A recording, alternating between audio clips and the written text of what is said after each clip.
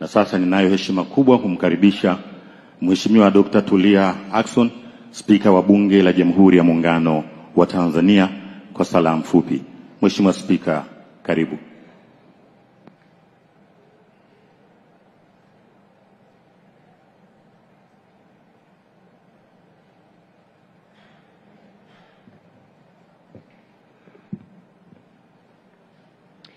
Mheshimiwa Dr. Samia Suluhu Hassan, Rais wa Jamhuri ya Muungano wa Tanzania, viongozi wote mlioko hapa, lakini pia Baba Askofu na maaskofu wote mlioko hapa, na waombolezaji wote, na kipekee kabisa familia ya marehemu, poleni sana na msiba huu mkubwa ambao umetupata.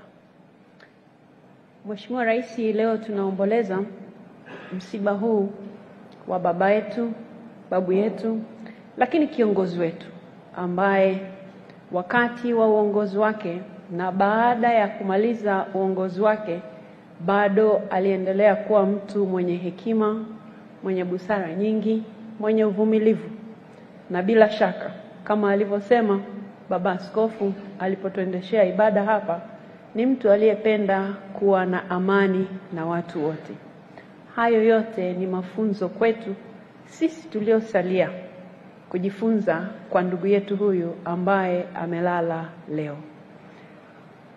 Mheshimiwa Rais, Bunge la Jamhuri ya Muungano wa Tanzania linatambua mchango mkubwa ambao umepata kutolewa na kiongozi huyu ambaye amelala leo, akiwa mbunge, lakini pia akiwa waziri, lakini pia akiwa waziri mkuu, na pia akiwa makamu wa kwanza wa rais. Sisi tunaendelea kujifunza kutoka katika yale aliyopata kuyasema, yale aliyopata kuyatenda, na tutaendelea kujifunza kutokea hapo.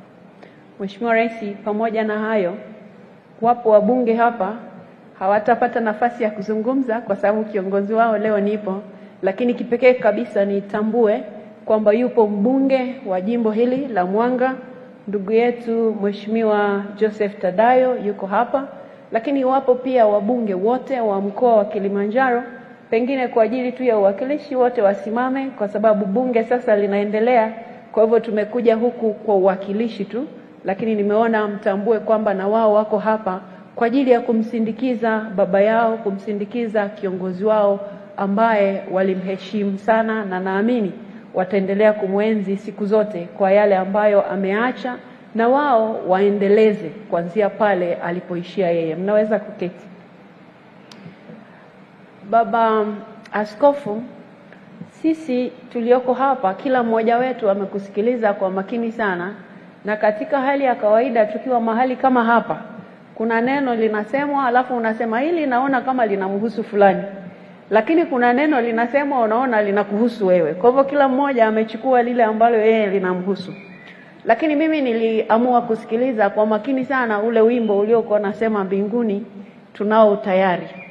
Na nikasema lile beti, kwa kweli mimi ninakushukuru kwamba ulituruhusu wengine tusiimbe ambao hatuna utayari wa kwenda sasa.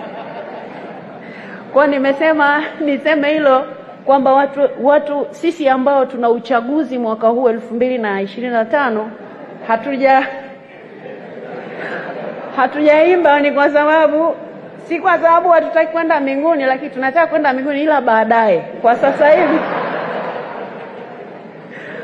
Kwa sasa hivi tunawaza uchaguzi, na hapa tunaye Dr. Samia Suluhu Hassan ambaye tunamtarajia kuwa rais wetu. Kwa hivyo hatukutaka kabisa asogelee huo wimbo na kuimba. Na sisi wengine pia wenye matarajio kama hayo kwa kweli hatukuimba, na tunakushukuru sana kwamba ulituruhusu kwamba beti hilo tusio tayari tusiimbe.